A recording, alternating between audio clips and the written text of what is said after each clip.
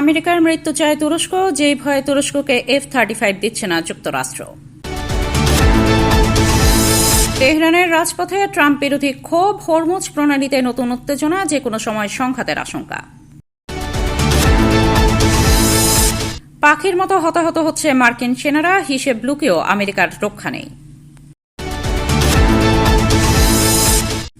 এবং সর্বশেষ জানাবো, ইসরায়েলকে অভিশাপ থেকে বাঁচাবে দাজ্জাল, ফুরিয়ে আসছে ইসরায়েলের আয়ু, অভিশাপ থেকে বাঁচতে দাজ্জালের অপেক্ষায় ইহুদিরা। দর্শক, শুনছিলেন সংবাদ শিরোনাম, এখন জানিয়ে দেব বিস্তারিত সংবাদ। তবে তার আগে অনুরোধ থাকবে, এই ভিডিওটিতে একটি লাইক দিন এবং কমেন্ট করে জানিয়ে দিন আপনি কোথা থেকে বা কোন জেলা থেকে আমাদের সংবাদ শুনছেন এবং দেখছেন। আমেরিকার মৃত্যু চায় তুরস্ক, যেই ভয়ে তুরস্ককে F-35 দিচ্ছে না যুক্তরাষ্ট্র। আমেরিকার মৃত্যুর স্লোগান দেয় সুলতান সুলেমানের দেশ তুরস্ক। ঠিক এই কারণ দেখিয়ে আঙ্কারাকে F-35 দিতে নিষেধ করছেন মধ্যপ্রাচ্যের কসাই খ্যাত নেতা বেনিয়ামিন নেতানিয়াহু। মধ্যপ্রাচ্যে ইসরায়েলের হয়ে এক অসম যুদ্ধে মেতে উঠেছে ওয়াশিংটন। শক্তিশালী অস্ত্রের ঝনঝনানে সামরিক চুক্তি স্থাপনা, সবকিছুতেই নিজ উদ্দেশ্য হাসিলে তৎপর ট্রাম্প। মধ্যপ্রাচ্যের শক্তিধর দেশ তুরস্ক থেকে সৌদি আরব, এই দুটো দেশকে রীতিমতো ঝুলিয়ে রেখেছেন আমেরিকার প্রেসিডেন্ট। সৌদির সাথে পরমাণু চুক্তিতে যেমন বাদ সেধেছে ইসরায়েল, ঠিক তেমনি তুরস্ককে F-35 দেয়া নিয়েও চলছে চূড়ান্ত গড়িমসি। তুরস্কের কাছে মার্কিন F-35 যুদ্ধবিমান বিক্রি নিয়ে প্রকাশ্যে আপত্তি জানিয়েছিলেন ইসরায়েলের প্রধানমন্ত্রী বেনিয়ামিন নেতানিয়াহু। গণমাধ্যমকে নেতানিয়াহু বলেছেন, তুরস্ক এমন একটি সরকার যারা মুসলিম ব্রাদারহুডের আদর্শে প্রভাবিত। তার দাবি, এই সংগঠন যুক্তরাষ্ট্র বিরোধী এবং আমেরিকার মৃত্যু স্লোগান দেয়, আর তাই এই দেশকে F-35 দেওয়া উচিত নয় আমেরিকার। যদিও সেই ধারণা নাকচ করেছেন মার্কিন প্রেসিডেন্ট নিজেই। তার মধ্যে ওয়াশিংটন কি বিক্রি করবে সেটা অন্যরা বলবে না তাকে। তুরস্ক আমেরিকার অসাধারণ এক মিত্র। মূলত 2023 সালে গাজা যুদ্ধ শুরুর পর তুরস্ক ইসরায়েল সম্পর্কের চূড়ান্ত অবনতি ঘটে। আঙ্কারাকে আঞ্চলিক প্রতিপক্ষ হিসেবে উল্লেখ করেছে নেতানিয়াহু সহ ইসরায়েলের বেশ কয়েকজন কর্মকর্তা। যদিও ট্রাম্পের মতে তুরস্ক খুবই শক্তিশালী দেশ, তাদের আছে বিশাল শক্তিশালী সেনাবাহিনী, সেই সাথে আছে আধুনিক সরঞ্জাম। বিশ্লেষকদের ধারণা, প্রকাশ্যে প্রশংসা করলেও ইসরায়েলের আপত্তিতে আঙ্কারাকে F-35 দিতে নারাজ আমেরিকা। তবে আমেরিকার পক্ষ থেকে জানা গেল ভিন্ন কারণ। তুরস্ক একসময় মার্কিন নেতৃত্বাধীন F-35 যুদ্ধবিমান কর্মসূচির অংশ ছিল, তবে রাশিয়ার তৈরি S-400 আকাশ প্রতিরক্ষা ব্যবস্থা কেনার কারণে 2020 সালে এই কর্মসূচি থেকে বাদ দেওয়া হয় আঙ্কারাকে। এর চেয়ে তুরস্কের উপর চড়ে মার্কিন নিষেধাজ্ঞার খড়গ। মার্কিন পররাষ্ট্র দপ্তর বলছে, F-35 কর্মসূচিতে ফিরতে হলে তুরস্ককে 400 ব্যবস্থা ত্যাগ করতে হবে, এমনকি ভবিষ্যতে আর এ ধরনের ব্যবস্থা না কেনার নিশ্চয়তাও দিতে হবে দেশটিকে। এরপরেই বিষয়টি বিবেচনা করে দেখবে ওয়াশিংটন। তেহরানের রাজপথে ট্রাম্প বিরোধী ক্ষোভ, হরমুজ প্রণালীতে নতুন উত্তেজনা, যে কোনো সময় সংঘাতের আশঙ্কা। ইরানের কৌশলগত জলপথ হরমুজ প্রণালী নিয়ে আবার উত্তেজনা বাড়ছে। ওমানের সঙ্গে সম্ভাব্য সমঝোতা এবং উপসাগরীয় আরব দেশগুলোর ভূমিকা নিয়ে তেহরানের সাধারণ মানুষের মধ্যে দেখা যাচ্ছে তীব্র প্রতিক্রিয়া। অনেকে বলছে, ইরানের ভবিষ্যৎ নিয়ে সিদ্ধান্ত নেওয়ার অধিকার কেবল তেহরানেরই। ইরানের রাজধানী তেহরানের ব্যস্ত সড়কে চোখে পড়ে একের পর এক রাজনৈতিক বার্তার বিলবোর্ড। এর মধ্যে সবচেয়ে আলোচিত একটি বিলবোর্ডে দেখা যায় মার্কিন প্রেসিডেন্ট ডোনাল্ড ট্রাম্পের গলা চেপে ধরে আছে বহু হাত, পাশে বড় অক্ষরে লেখা প্রতিশোধ অনিবার্য। শুধু এই একটি নয়, তেহরানের বিভিন্ন এলাকায় এমন অসংখ্য বিলবোর্ডে যুক্তরাষ্ট্র বিরোধী বার্তা তুলে ধরা হয়েছে। কোথাও ট্রাম্পের বিরুদ্ধে প্রতিশোধের আহ্বান, কোথাও আবার আপোষহীন অবস্থানের ঘোষণা। এমন পরিবেশে যুক্তরাষ্ট্রের প্রতি তীব্র ক্ষোভ প্রকাশ করছেন তেহরানবাসী। একই সঙ্গে ওমান সহ উপসাগরীয় আরব দেশগুলোর প্রতিও রয়েছে তাদের গভীর অবিশ্বাস। তাদের অভিযোগ, এসব দেশ যুক্তরাষ্ট্র ইসরায়েলের বিরুদ্ধে স্বাধীন অবস্থান নিতে ব্যর্থ। অন্যদিকে ইরান সরকার জানিয়েছে, কৌশলগতভাবে অত্যন্ত গুরুত্বপূর্ণ হরমুজ প্রণালীর নিয়ন্ত্রণ এখনও তাদের হাতেই রয়েছে। সরকারের এই কঠোর অবস্থানের প্রতিফলন দেখা গেছে সাধারণ ইরানিদের বক্তব্য। ওমান বা অন্য কোনো আরব দেশ আমাদের কাছে তেমন কোনো পার্থক্য নেই, আমরা তাদের বিশ্বাস করি না। হরমুজ প্রণালী ইরানেরই, আর এই বিষয়টি নিয়ে আমাদের অবস্থান স্পষ্ট। হরমুজের ভবিষ্যৎ নিয়ে আলোচনা করতে সম্প্রতি ওমানের উচ্চ পর্যায়ের প্রতিনিধি দল তেহরান সফর করে। ইরান চায় প্রণালীটির উপর নিজেদের নিয়ন্ত্রণ আনুষ্ঠানিকভাবে প্রতিষ্ঠার লক্ষ্যে সমঝোতায় পৌঁছাতে। তবে এই উদ্যোগ নিয়েও সাধারণ মানুষের মধ্যে রয়েছে সংশয়। ওমান সরকার হয়তো সমঝোতায় রাজি হতে চাইবে, কিন্তু তারা নিজেরা যুক্তরাষ্ট্র বা ইসরায়েলের চাপের বিরুদ্ধে দাঁড়ানোর মতো অবস্থানে নেই। আমরা হয় স্বাধীনভাবে নিজেদের সিদ্ধান্ত নেব, কিন্তু এমন পরিস্থিতি মেনে নেব না যেখানে অন্যরা আমাদের ভাগ্য নির্ধারণ করবে। মধ্যপ্রাচ্যের সবচেয়ে গুরুত্বপূর্ণ এই জলপথ ঘিরে কূটনৈতিক তৎপরতা চললেও তেহরানের রাস্তায় এখনও সবচেয়ে জোরালো বার্তা একটাই, বাইরের চাপ নয়, নিজেদের ভবিষ্যৎ নির্ধারণে ইরান আপোষহীন। পাখির মতো হতাহত হচ্ছে মার্কিন সেনারা, হিসেব লুকিয়েও আমেরিকার রক্ষা নেই। এতদিন তথ্য লুকালেও ধীরে ধীরে বেরিয়ে আসছে আসল সত্য। ইরানের সঙ্গে কয়েক মাসের সংঘাতে বড় ধরনের ক্ষয়ক্ষতির মুখে পড়েছে যুক্তরাষ্ট্রের সেনাবাহিনী। শুরুতে সীমিত তথ্য প্রকাশ করা হলেও আসল তথ্য স্বীকার করতে শুরু করেছে মার্কিন প্রতিরক্ষা সদর দপ্তর পেন্টাগন।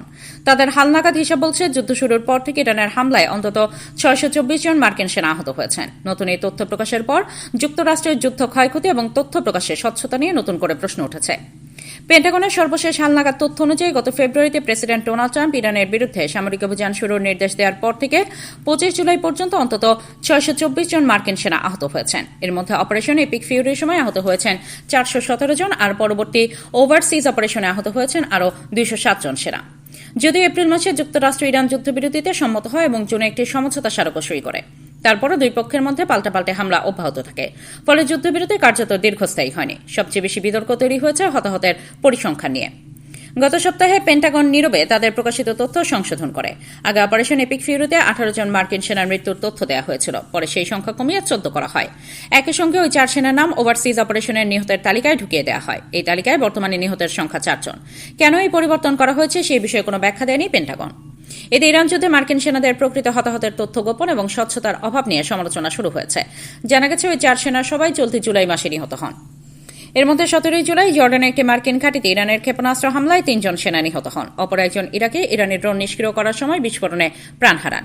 জুলাইয়ের মাঝামাঝি সময় থেকে টানা 13 রাত ধরে ইরানের সামরিক স্থাপনায় হামলা চালায় যুক্তরাষ্ট্র। পাল্টা জবাবে প্রতিবেশী কয়েকটি দেশে থাকা মার্কিন ঘাঁটিগুলো লক্ষ্য করে ক্ষেপণাস্ত্র ড্রোন হামলা চালায় ইরানি বাহিনী।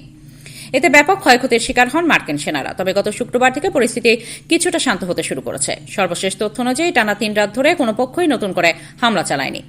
বিশ্লেষকদের মতে পেন্টাগনের প্রকাশিত নতুন পরিসংখ্যানে দেখা যাচ্ছে ইরানের সঙ্গে এই সংঘাতে যুক্তরাষ্ট্রের ক্ষয়ক্ষতি শুরুতে ধারণার চেয়ে অনেক বেশি ছিল। একই সঙ্গে হতাহতের তথ্য বারবার পরিবর্তন করায় মার্কিন প্রশাসনের স্বচ্ছতা নিয়েও প্রশ্ন উঠেছে। যুদ্ধবিরতি কার্যকর থাকলেও দুই দেশের মধ্যে উত্তেজনা পুরোপুরি কমেনি। ফলে পরিস্থিতি যেকোনো সময় আবারও সংঘাতে রূপ নিতে পারে বলে আশঙ্কা করা হচ্ছে। ইসরায়েলকে অভিশাপ থেকে বাঁচাবে দাজ্জাল, ফুরিয়ে আসছে ইসরায়েলের আয়ও। অভিশাপ থেকে বাঁচতে দাজ্জালের অপেক্ষায় ইহুদিরা। 1948 সালে প্রতিষ্ঠিত আধুনিক ইসরায়েল রাষ্ট্রটি বর্তমানে তার শাসনের 8ম দশকে দাঁড়িয়ে নজিরবিহীন অভ্যন্তরীণ সংকটের মুখোমুখি। প্রায় 3000 বছরের লিখিত ইতিহাস পর্যালোচনা করলে দেখা যায় কোনো ইহুদি সার্বভৌম রাষ্ট্রই 80 বছরের বেশি টেকেনি। এদিকে বর্তমানে ইসরায়েল রাষ্ট্রের বয়স চলছে 78 বছর। রাজনৈতিক বিশ্লেষক থেকে শুরু করে স্বয়ং ইসরায়েলি নেতাদের মনেও এখন এক চরম আতঙ্ক। তবে কি ফুরিয়ে আসছে ইসরায়েলের আয়ও? ইতিহাসের পাতা উল্টালে দেখা যায় প্রাচীন যুগের ঐক্যবদ্ধ ইসরায়েল রাজ্য দাউদ ও সুলাইমান আলাইহিস সালামের আমলেই কেবল পূর্ণ সার্বভৌম ছিল, যা প্রায় 80 বছরের মাথায় অভ্যন্তরীণ কোন্দলে বিভক্ত হয়ে যায়। পরবর্তীতে খ্রিস্টপূর্ব 2য় দশকে প্রতিষ্ঠিত হাসমোনিয়ান রাজবংশ মাত্র 77 বছর স্বাধীন থাকার পর ভাই ভাই গৃহযুদ্ধের কারণে রোমানার সাম্রাজ্যের দখলে চলে যায়। এমনকি বিগত 2000 বছর ইহুদিরা বিশ্বজুড়ে ছড়িয়ে ছিটিয়ে থাকলেও কোনো স্থায়ী সার্বভৌম রাষ্ট্র গঠন করতে পারেনি।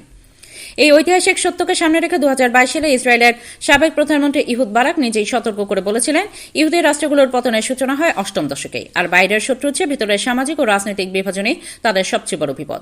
সাথে পাচ্ছেন 3 বছরের প্যানেল ওয়ারেন্টি।